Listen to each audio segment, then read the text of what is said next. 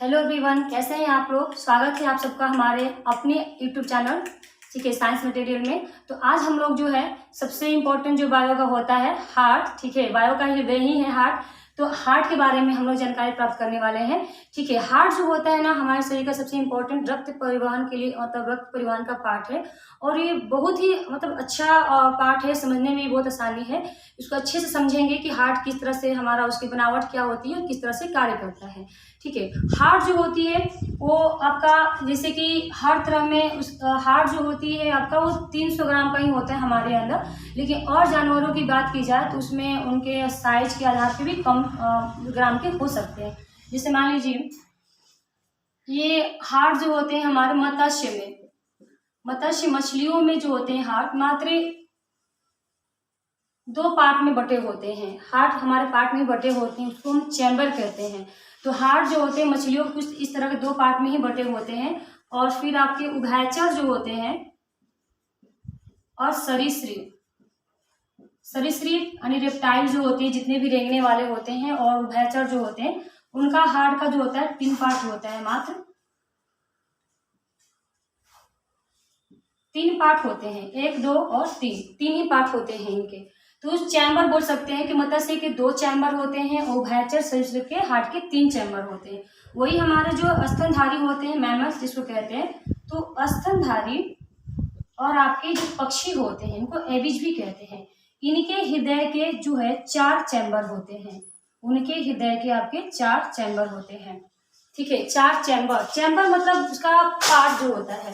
तो चैम्बर को हम लोग देख रहे हैं कि चैम्बर का मतलब क्या है। चैम्बर यानी कि उसके पार्ट, तो 2 ही पार्ट चैम्बर का जो नाम है 2 ही होते हैं। एक अलिंद बोलते हैं और एक होते हैं आपके निलय होते हैं। अलिंद होता है और क्या होता है, निलय होता है। ऑट्रियम बोलते हैं इसको, वेंट्रिकल बोलते हैं। ऑट्रियम और वेंट्रिकल। जैसे कि यहाँ पे मत्स्य के 2 ही चैम्बर हैं। 2 चैम्बर में से आपके जो ऊपर साइड होता है ना, ऊपर यानी कि अलिंद, ऊपर यानी अलिंद, नीचे वाले पार्ट को निलय कहते हैं। ठीक है, तो मत्स्य के हृदय के 2 चैम्बर होते हैं। 2 चैम्बर बोल सकते हैं कि ऊपर वाला जो हमारा होगा वो अलिंद होता है और नीचे वाला जो होगा हमारा निलय होता है। यानी कि मत्स्य वाले में जो हृदय होता है 2 पार्ट होता है, एक निलय और एक उसका वेंट्रिकल होता है, अलिंद होता है। उभयचर सरीसृप के हृदय के 3 चैम्बर होते हैं। चैम्बर बोलिए, कक्ष बोलिए, कपाट बोलिए। तो उभयचर वाले के 3 चैम्बर होते हैं। तो ऊपर वाले को क्या बोलते हैं, अलिंद, नीचे वाले को निलय। तो चैम्बर में जो अलिंद है वो 2 है, तो 2 में से 2 का नाम बदल लेंगे। यानी कि इस साइड वाले को बोलेंगे राइट, इस साइड वाले बोलेंगे लेफ्ट। मतलब ये राइट वाला है और ये आपका लेफ्ट वाला है। तो बोल देंगे कि हमारा कि जो दाहिना अलिंद हो गया ये हमारा बायां अलिंद हो गया। यानी कि अलिंद ही है, दाहिना अलिंद बायां अलिंद। ठीक है, दाहिना अलिंद बायां अलिंद। और आपका वेंट्रिकल का कोई पार्ट ही नहीं है निलय का, तो बस एक ही निलय होता है। स्तनधारी पक्षी के 4 चैम्बर होते हैं। तो हम बताएं ऊपर वाले साइड को अलिंद, नीचे वाले को निलय। तो अलिंद के भी 2 पार्ट, निलय के भी 2 पार्ट। तो अलिंद के बंटवारा कर लेंगे तो दाहिना अलिंद और ये हमारे हो जाएंगे बायां अलिंद।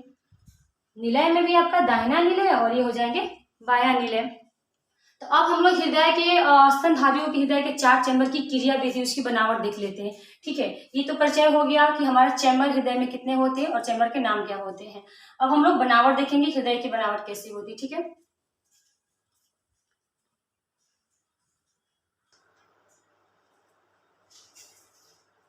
अब हम लोग हृदय की बनावट देखेंगे। ठीक है, हृदय क्या होता है कि दोनों फेफड़ों के बीच में होता है। ठीक है, दोनों मान लीजिए लंग्स ऐसे होते हैं तो दोनों फेफड़ों के बीचों बीच व्यवस्थित होता है, यहाँ होता है। लेकिन उसकी जो निलय होती है, निलय काम होता है ब्लड को ऊपर पंप करना, तो उसकी वजह से उसकी भित्तियां जो होती है मोटी होती है। मोटी होने के साथ जो लेफ्ट वाला होता है वही आपका पूरे शरीर पंप करना होता है। ठीक है, हम लोग सचना में देखेंगे मोटी होने के कारण थोड़ा सा तिरछा होता है, तो इसीलिए थोड़ा सा वो झुका हुआ लगता है। हालांकि झुका नहीं होता, लेकिन उसकी जो पेशियां होती है उस तरफ बहुत मोटी होने के कारण ऐसा प्रतीत होता है, कोई लेफ्ट साइड में थोड़ा झुका हुआ होता है। लेकिन उसकी जो जगह है दोनों लंग्स के बीचों बीच जगह होती है। ठीक है, थोड़ी लेफ्ट से ज्यादा मांस मोटी भित्ती होने के कारण ऐसा लगता है कि वो बाएं तरफ में वो झुका हुआ है। ठीक है, तो हृदय की बनावट देख लेते हैं। हृदय की बनावट जो है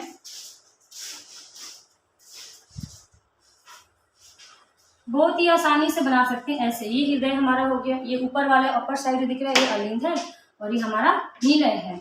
इसमें क्या होता है कि इसकी जो भित्तियाँ होती है थोड़ी मोटी इस साइड की होती है, ठीक है। इस साइड की जो भित्तियाँ होती है थोड़ी सी मोटी होती है और इस साइड में थोड़ी सी क्या पतली होती है, ठीक है। थोड़ा सा बनाने में ये हो रहा है, आपको अच्छे से बना लेना।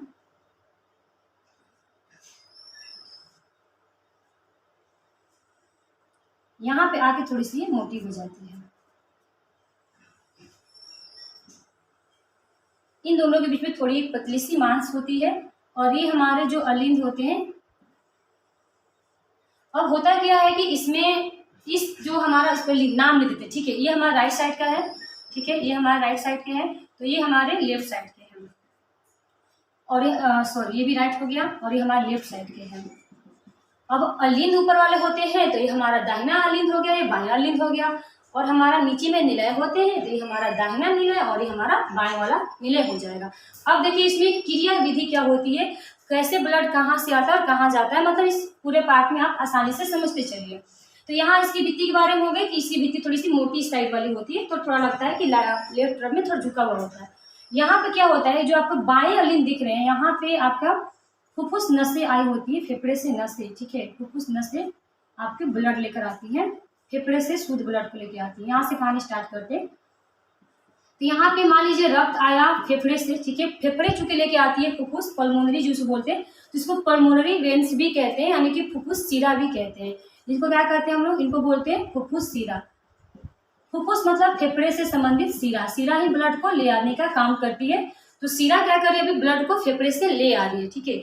जब ले आ रही है रक्त को, तो अब इस अलिंद से उसको निलय में जाना होगा। तो अलिंद से जब वो निलय में जाएगा तो वहाँ पे एक रास्ता होता है, ठीक है। एक रास्ते होता है जिससे कि वो अलिंद निलय में गिर जाता है। तो यहाँ पे एक भाल्व होता है जो इसको नीचे तो आने देता है पर ऊपर अलिंद में वापस जाने नहीं देता है। तो यहाँ पे जो भाल्व होता है ना, उसको हम बोलते हैं बाइकस्पिड भाल्व, बाइकस्पिड वाल्व बोलते हैं, ठीक है। बाइकस्पिड वाल्व या हिंदी में द्विदली कपाट भी कहते हैं। हिंदी में क्या कहते हैं, द्विदली कपाट कहते हैं। समझ गए आप लोग। तो ये अलिंद को निलय में जाने तो देती है, ऐसी भाल्व होती है, लेकिन वो वापस नहीं जाने देती, बंद हो जाती है, ठीक है। यहाँ पे आपका क्या होता है, कपाट होता है, बाइकस्पिड वाल्व बोलिए या द्विदली कपाट बोलिए।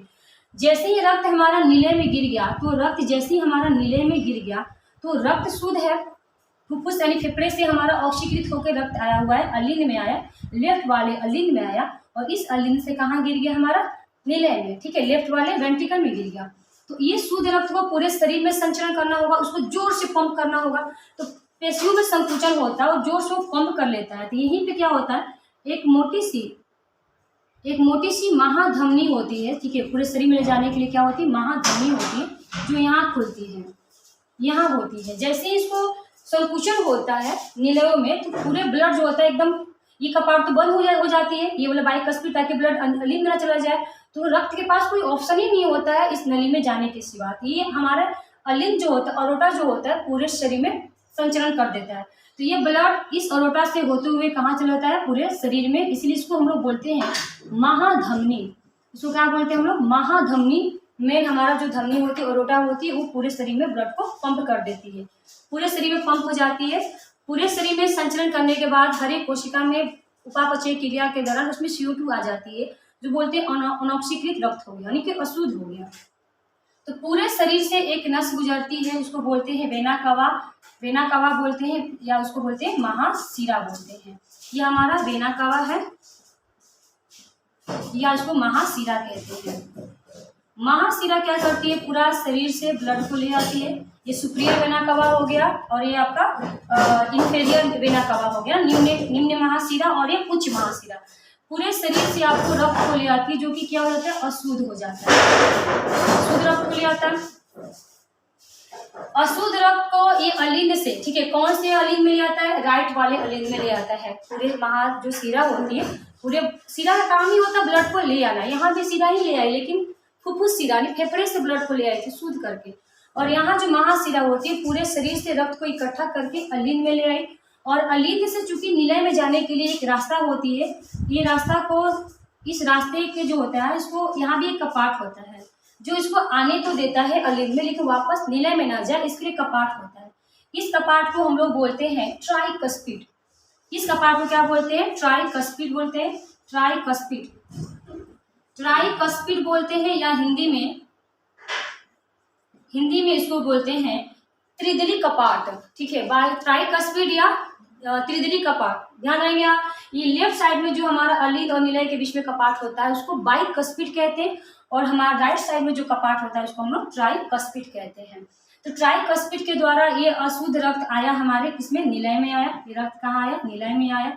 ठीक है, निलय में जब ये अशुद्ध आ गया, इस अशुद्ध को शुद्ध होने के लिए कहाँ जाना पड़ेगा, फेफड़ा में जाना पड़ेगा, लंग्स में, क्योंकि ये हृदय हमारा कहाँ है, ये हृदय हमारा है दो फेफड़ों के बीच में ही है, ये दो फेफड़ों के बीच में ही हृदय था। इसको पूरे लंग्स के पास जाना होगा, उससे ऑक्सीजन लेना होगा और शुद्ध होना होगा। ठीक है, अशुद्ध को फिर से वापस अलिंद में आना होगा, बाएं तरफ में, फिर निलय में आना होगा, फिर पूरे शरीर में जाना होगा। तो ये रक्त जैसे ही हमारा वेंट्रिकल में गिरता है तो ये वेंट्रिकल में फिर से वही संकुचन होता है। ठीक है, दोनों क्रिया साथ में होती है, एक साथ संकुचन होती है अलिंदों में और एक साथ निलय में भी संकुचन होती है। तो ये अशुद्ध रक्त जो हमारा है, यहाँ से भी एक खुलती हमारी फेफड़े के पास शुद्ध करने के लिए जाएगा ना, फेफड़े के पास जाएगा, तो यहाँ से भी एक नसी निकलती है जो कि फेफड़े में जाएगी शुद्ध होने के लिए।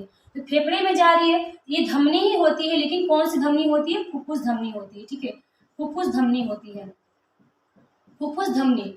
यहाँ पे भी एक भाल्व होता है, इसको बोलते हैं पल्मोनरी भाल्व कहते हैं। ठीक है, अर्धचंद्र कपाट भी कहते हैं, इंग्लिश में बोलते हैं इसको पल्मोनरी भाल्व कहते हैं, इसको पल्मोनरी भाल्व इसको कहा जाता है।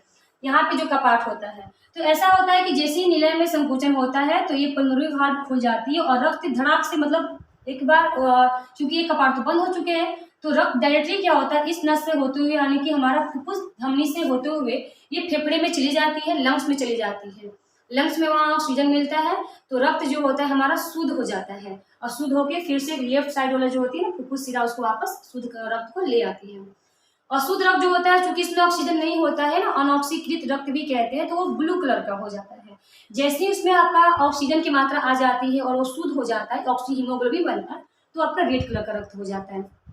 अलिंदों में संकुचन एक साथ होती है, तो दोनों साथ में ब्लड आ रहे होते हैं, प्रक्रिया लगातार चलती रहती है, ये पारापारी नहीं होती। ठीक है, तो अलिंदों में संकुचन जब होता है तो यहाँ से अशुद्ध रक्त गिरता है आपका दाहिना अलिंद से दाहिना निलय में, और ये आपका शुद्ध रक्त गिरता है बाएं अलिंद से बाएं निलय में एक साथ। और उसके बाद आपका जो होता है, इसमें भी संकुचन होता है। जब संकुचन होता है तो कपाट बंद हो जाते हैं, ताकि जिधर से आए तो वापस उसी दिशा में ना चली जाए, और ये कपाट बंद हो जाते हैं। और निलय का जैसे संकुचन होता है तो आपका ये कपाट दोनों खुल जाते हैं, पल्मोनरी वाल्व जो होते हैं, और ये जो होते हैं ब्लड को सीधे पंप कर देते हैं। एक आपका जो अशुद्ध रक्त है वो फेफड़े में जाएगी शुद्ध होने के लिए, और जो आपका शुद्ध रक्त है वो महाधमनी उसको ले जाएगी पूरे शरीर में पंप होने के लिए। दोनों धमनी ही है, लेकिन अशुद्ध रक्त को फुफ्फुस धमनी की जरूरत है। फुफ्फुस यानी फेफड़े से संबंधित धमनी जो फेफड़े में ले जाएगी। ठीक है, और एक शुद्ध वाले को ले जाएगी महाधमनी पूरे शरीर में। समझ गए? तो ये हमारा मतलब एक कार्य है, किस तरह से काम होता है। अब इसमें होता क्या है कि ये जो कपाट बंद होती है खुलती है, एक अजीब सी आवाज आती है। तो जो कपाट बंद होता है खुलता है तो एक अजीब सी आवाज आती है। जैसे अलिंद में संकुचन होता है, जब अलिंद में संकुचन होता है तो कौन सा कपाट खुलेगा, कौन सा भाल्व खुलेगा? तो जब अलिंद में संकुचन हुआ तो हमें बाइकस्पिड और ट्राइकस्पिड भाल्व खुलने की जरूरत है, ताकि बाएं तरफ वाले का, लेफ्ट वाले का रक्त आपका लेफ्ट वाले वेंट्रिकल में गिर जाए और राइट वाले का जो रक्त होगा राइट वाले वेंट्रिकल में गिर जाए। तो अलिंदों में जब संकुचन होता है तो आपका बाइकस्पिड और ट्राइकस्पिड वाल्व खुलते हैं, उस समय आपका लब की आवाज आती है। ठीक है, जब ये दोनों भाल्व खुलते हैं तो कौन सी आवाज आती है? लब की आवाज आती है, लब की आवाज आती है। ठीक है, और जैसे ही वेंट्रिकल में संकुचन होता है तो ये दोनों कपाट बंद हो जाएंगे, कपाट बंद हो जाएंगे और ये कपाट खुल जाएंगे, ये कपाट खुल जाएंगे। ठीक है, और ये कपाट बंद हो जाएंगे। तो देखिए, जब इसमें संकुचन होता है तो ये कपाट आपके खुल जाते हैं, खुलने से आवाज नहीं होती ना बंद से। तो जब ये कपाट खुल जाते हैं तो ये कपाट बंद हो जाते हैं। ठीक है, ये कपाट बंद हो जाते हैं, ये कपाट खुलते हैं और ये वाले बंद हो जाते हैं कि ब्लड को नीचे गिरना है, कहीं इस नली वाले गिर ना जाए, तो ये कपाट को बंद कर लेगा। तो ये अलिंदों में संकुचन होने से आपका क्या होगा, ये बाइकस्पिड ट्राइकस्पिड भाल्व खुल जाते हैं और ये वाले बंद हो जाते हैं। ठीक है, पल्मोनरी वाल्व क्या होते हैं? बंद हो जाते हैं। जैसे ही पल्मोनरी वाल्व जो बंद होगा, अर्धचंद्र कपाट भी कहते हैं, तो आपका लब की आवाज आएगी। ठीक है, कौन बंद होगा? Pulmonary valve. तो लब की आवाज आएगी। जैसे ही अलिंद में संकुचन होगा तो उसमें हमें इसकी ये वाली वाल्व खुलने की जरूरत है ताकि ब्लड को सीधे पंप कर ले महाधमनी और फुफ्फुस धमनी में, तो उसमें इसको बंद होना है। तो जैसे ही आपका ये बंद होगा ना, जब ये बंद होता है तो लब की आवाज आती है, ठीक है। पल्मोनरी वाल्व क्या होती है, बंद होती है। जब ये बंद होती है तो लब की आवाज आती है। लेकिन जब निलय में संकुचन होता है तो इसमें ये दोनों वाल्व क्या होते हैं, बाइकस्पिड ट्राइकस्पिड बंद हो जाते हैं ताकि कहीं ये वाला रक्त वापस से अलिंदु में न चला जाए। जब ये बंद होंगे, बाइकस्पिड और ट्राइकस्पिड जब वाल्व बंद होंगे तो यहाँ हमारी डब की आवाज आती है। किसकी आवाज आती है, डब की। कौन बंद होता है, डाइकस्पिड और बाइकस्पिड, बाइकस्पिड बंद हो जाएंगे।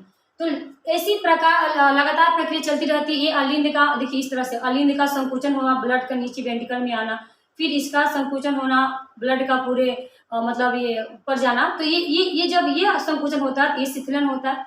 जब ये संकुचन तो ये शिथिलन, ये कुछ इस तरह से इन लोग में हृदय की प्रक्रिया चलती रहती है। और जब भी ये प्रक्रिया चलती है एक अजीब सी आवाज आती है, क्योंकि जब ये बंद होगा तो कुछ भाल्व जो होंगे ये वाले भाल्व बंद हो जाएंगे तो लब की आवाज निकालेंगे। जब ये संकुचन होगा तो ये वाले ऊपर वाले बाइकस्पिड और ऊपर वाले बंद हो जाएगा ताकि ब्लड ऊपर चला जाए, इससे होकर ऊपर चला जाए, अलिंदु में चला जाए। तो वो जब बंद करेगा तो जोर से आवाज निकालेगा, डब की आवाज निकालेगा, ठीक है। लब डब, लब डब, ये लब डब की इसी आवाज को लोग धड़कन कहते हैं, ठीक है। स्टेथोस्कोप से जो जांच होती है, डॉक्टर लोग जांच करते हैं, वो इसी आवाज को सुनना चाहते हैं कि लब डब की आवाज फास्ट आ रही है, स्लो आ रही है, ठीक है। क्योंकि ये स्लो और फास्ट होना मतलब धड़कन को गति को व्यतीत करता है कि आपकी हृदय किस स्पीड से, किस गति से चल रही है। तो पंप करने की जो गति होती है, ये जो होता है बहुत ही रफ्तार में होनी चाहिए। 120 mmHg की मात्रा है तब तो ताकि पूरे शरीर में इसका संचालन ठीक से हो सके। तो ये इसके लिए इसकी जो दीवार होती है थोड़ा सा मोटी होती है। हृदय की दीवार में जब इसकी बनावट देखा गया है तो ये आपके 1, 2, 3 भागों में बट गया, ठीक है। ये हृदय की परत हो गई। हृदय की 3 परत होती है, ठीक है। चैम्बर तो 4 होते हैं आपके, 2 अलिंद 2 निलय, लेकिन परत पूछा जाए, हृदय के लेयर पूछा जाए तो 3 ही होते हैं, ठीक है। इसको बोलते हैं, बाहर वाले को पेरिकार्डियल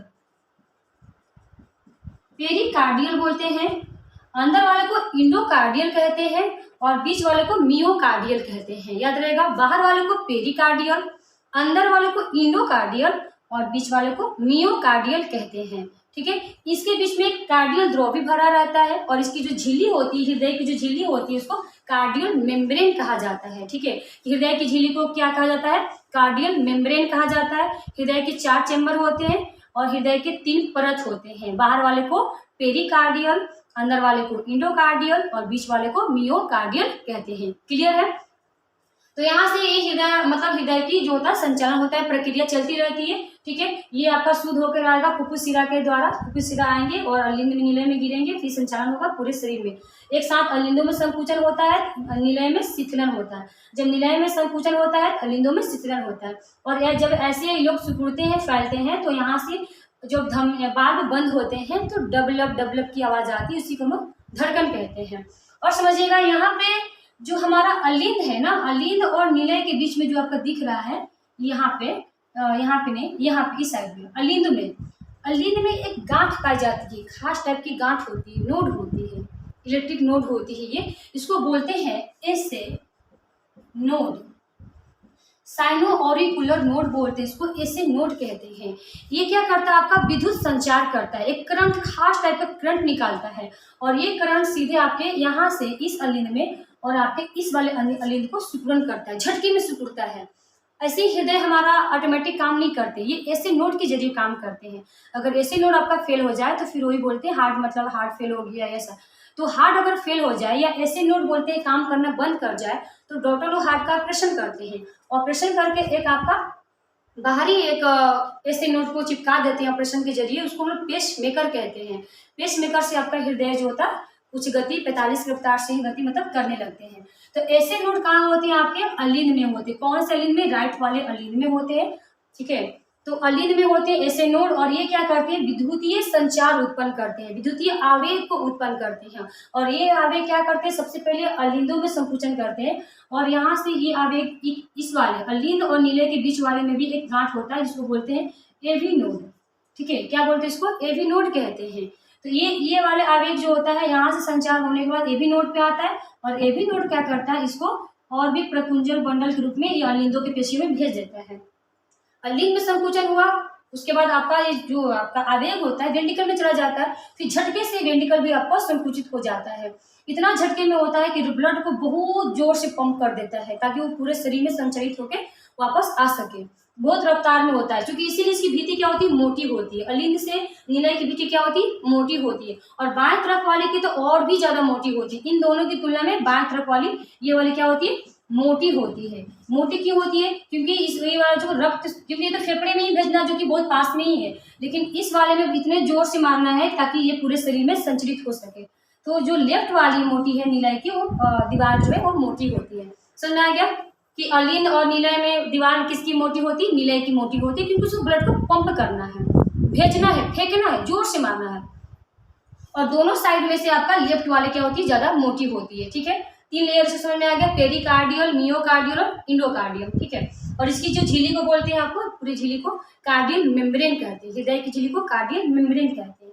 और यहाँ पे ये तो हो गया, तो ये आपका नोड के बारे में भी हो गया कि एबी नोड मतलब किस तरह से संकुचन यानी कि विद्युत आवेग को उत्पन्न करता है। अलिंदों में संकुचन होता है, फिर निलय में होता है, ये आवेग के जरिए होता है। ठीक है, आवेग के जरिए होता है। ईसीजी में आपका यही आवेग बताता है किस तरह से आपका अलिंद में संकुचन हुआ, किस तरह से निलय में होगा। आगे के पार्ट में हम बताएंगे ईसीजी क्या होता है।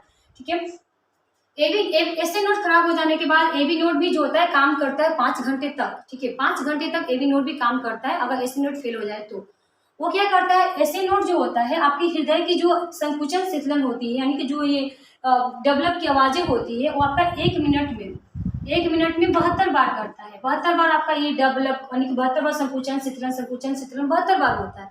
ठीक है, इसको हम लोग बोलते हैं धड़कन बोलते हैं कि 1 मिनट में 72 बार धड़कता है हृदय। तो जो एसी नोड होता है वो विद्युत का आवेग जो होता है वो कितने 1 मिनट में 72 बार करता है, क्योंकि इसी से ही आपका संकुचन और शीतलन होता है। अगर ये फेल हो जाए तो आपका एबी नोड भी होता है जो 5 घंटे के लिए आपको हृदय को संचालन करेगा, लेकिन वो 1 मिनट में मात्र 45 बार ही करेगा। ठीक है, 1 मिनट में 45 बार ही करेगा। उसके बाद 5 घंटे में भी काम करना बंद कर देगा, तो फिर आपका हृदय मतलब ये दूसरे के हृदय में कनेक्शन करना पड़ेगा, फिर या पेसमेकर को चिपकाना पड़ेगा ऐसा। तो ये आपका हो गया 72 बार। अब ये सवाल ये है कि 300 ग्राम का हृदय है और हमारे एक शरीर में, मानव शरीर में कहा जाता है कि एवरेज ब्लड 5 लीटर का होता है, 5 या 5.5 लीटर के बीच में होता है औसतन, और ये हृदय हमारा 300 ग्राम का होता है। तो इतने छोटे हृदय में ये 5 लीटर का ब्लड का संचालन कब कैसे हो जाता है, तो ये एक बार में नहीं होता है। तो 5 लीटर ब्लड हृदय में आया और एक बार में 5 लीटर पंप हो गया। ये छोटे छोटे पार्ट में होता है, थोड़ा थोड़ा करके होता है। देखिएगा, समझिएगा इसको कैसे होता है। जैसे कि अभी बताएं कि 1 मिनट में आपका 72 बार संकुचन और शीतलन होता है। ठीक है, 72 बार आपका रक्त करके 1 मिनट में पंप किया, 72 बार फेंका, 72 बार ब्लड को फेंका। तो ये थोड़े थोड़े करके फेंकता है 72 बार। तो 72 बार आपका होता है, तो एक बार में पता है ब्लड कितना फेंकता है, एक बार में आपका मात्र 70 मिलीलीटर ब्लड ही पंप करता है। ठीक है, हृदय में कितना पंप, 70 मिलीलीटर। ये आपका 70 मिलीलीटर ब्लड ही होता है जो एक बार में पूरे शरीर में जाएगा। फिर अगले बार में भी 70, अगले बार में भी 70, अगले बार में भी 70, और 1 मिनट में कितने बार आपका ऐसा होगा, 72 बार होगा। 1 मिनट में कितने बार होगा, 72 बार। ठीक है, तो 1 मिनट में आपका इसके क्वेश्चन कर लीजिए, तो एक बार 72 बार धड़कता है और एक बार में जाता है 70 मिलीलीटर। तो यहाँ से लगभग आपका 5000 मिलीलीटर, 5040 मिलीलीटर, यानी कि लगभग 5 लीटर ब्लड का 1 मिनट में आपका पंपिंग हो जाता है। समझ आ गया कि एक बार में नहीं कि 5 लीटर ब्लड आया और 5 लीटर ब्लड बाहर चला गया, ऐसा कुछ नहीं होता। 1 मिनट में 5 लीटर ब्लड का पंपिंग हो जाता है, क्योंकि 1 मिनट में 72 बार आपका पंपिंग होगा, 72 बार स्टेप में, और एक बार में 70 मिलीलीटर ही मात्र पंप होगा। 70 बार, फिर 70 मिलीलीटर, 70 मिलीलीटर, ऐसे 70 मिलीलीटर कितने बार, 72 बार। 1 मिनट में कितने बार, 72 बार। तो 5 लीटर जो ब्लड आपके पूरे ह्यूमन शरीर में होते हैं वो 1 मिनट में हृदय में आना, हृदय से जाना, हृदय में आना, हृदय से मात्र 1 मिनट में आपके 5 लीटर का ब्लड का पंपिंग हो जाता है। तो बहुत ही मतलब 1 मिनट में मतलब बहुत, एक बार धड़कने में बहुत कम सेकंड का समय लगता है, 0.08 सेकंड का समय लगता है मात्र। कितना छोटा, यानी कि एक बार धड़कने में उसको 0.08 सेकंड का टाइम लगता है। तो ये समझ गए आप लोग हृदय के बारे में क्रियाविधि। आए कि और इससे संबंधित ईसीजी जो भी होता है और उसके बारे में और व्याख्या करेंगे अगले पार्ट में। इतना समझिए आप लोग, स्क्रीनशॉट प्लीज कर लीजिएगा, ठीक है। और इसका अगले पार्ट में अच्छे से चर्चा करेंगे ताकि वीडियो लंबा ना हो जाए। तो ठीक है आप लोग,